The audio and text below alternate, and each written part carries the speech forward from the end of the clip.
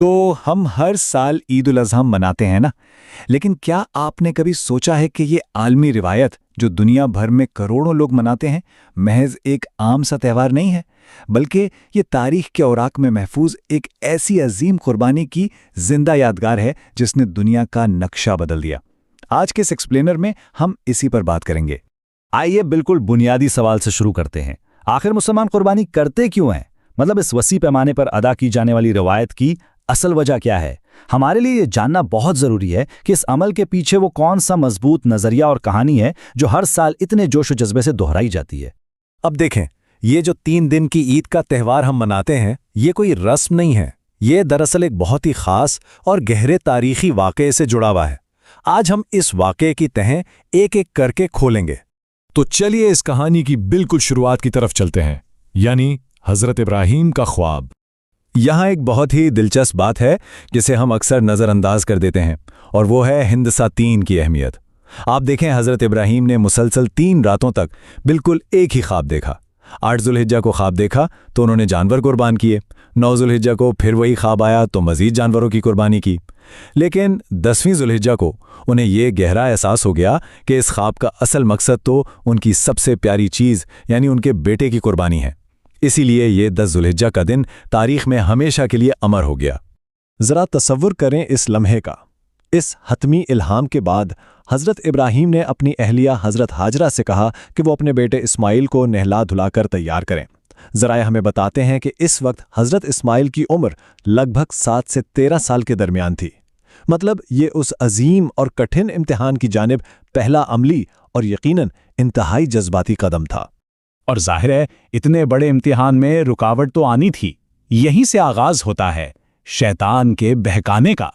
शैतान ने बड़ी ही चालाकी और मुनज़्ज़म तरीके से इस ख़ानदान के तीनों अफराद को बारी बारी बहकाने की कोशिश की।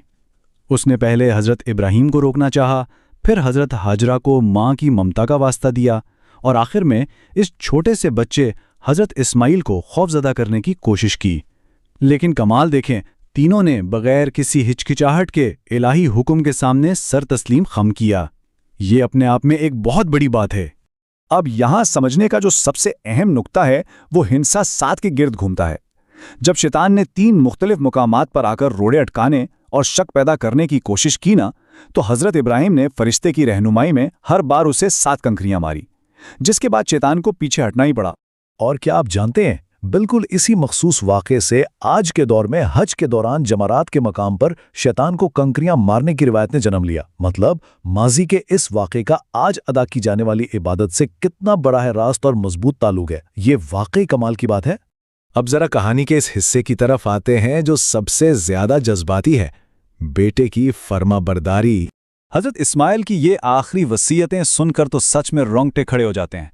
इनका एक ही मकसद था कि अल्लाह के हुक्म की तामील में कोई कसर ना रह जाए और उनके वालिदैन को कम से कम तकलीफ हो।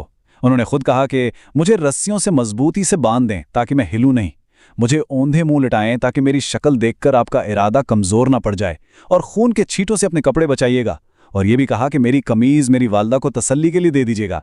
ये वसीयतें उनके सब्र और हौसले की ऐसी दास्तान है जो अल्फाज में बयान करना मुश्किल है। इस कड़ी आजमाइश के बाद जाहिर है एक अंजाम होना था, और वो अंजाम था अल्लाह का इनाम। हुआ कुछ यूं कि हज़रत इब्राहीम ने मुकम्मल फर्माबरदारी के साथ अल्लाह के हुक्म की तामील की। उन्होंने अपने बेटे को लिटाया, नजरें हटाईं और पूरी कुव्वत से छुरी चला दी। लेकिन मौजिज़ाना तौर पर इस तेज छुरी ने अपना काम करने से ही इनकार कर दिया, और हज़रत इस्माइल के गले पर एक खराश तक नहीं आई।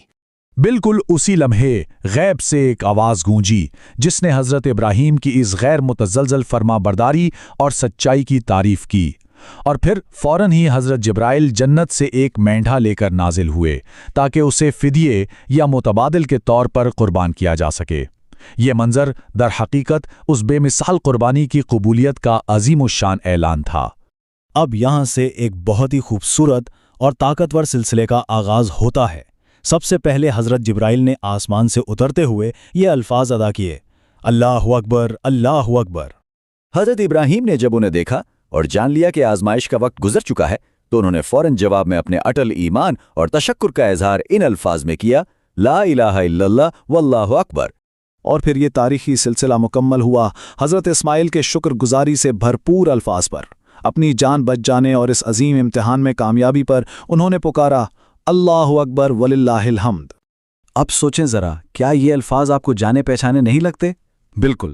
سامنے آنے والا سب سے حیرت انگیز نقطہ یہ ہے کہ تاریخ کی ان 3 مختلف ہستیوں کے الفاظ کا یہ مجموعہ دراصل وہی تکبیر تشریق ہے جسے آج ہم دنیا بھر میں کروڑوں مسلمانوں کے ساتھ عید الاضحیٰ کے دنوں میں بآواز بلند پڑھتے ہیں۔ یہ الفاظ ہسٹری میں ہمیشہ کے لیے امر ہو گئے۔ اب بات کرتے ہیں اس پہلو کی، قیامت تک کی روایت۔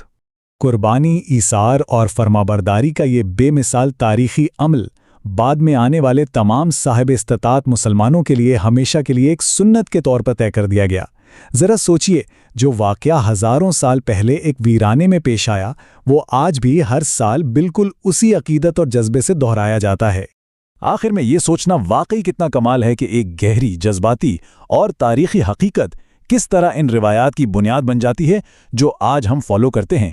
تو جب ہم ان روایات کے پیچھے چھپی اس ناقابل یقینی قربانی کو سمجھ لیتے ہیں، تو کیا ان کو ادا کرنے کا، ان کو دیکھنے کا ہمارا نظریہ ہمیشہ کے لیے بدل نہیں جاتا؟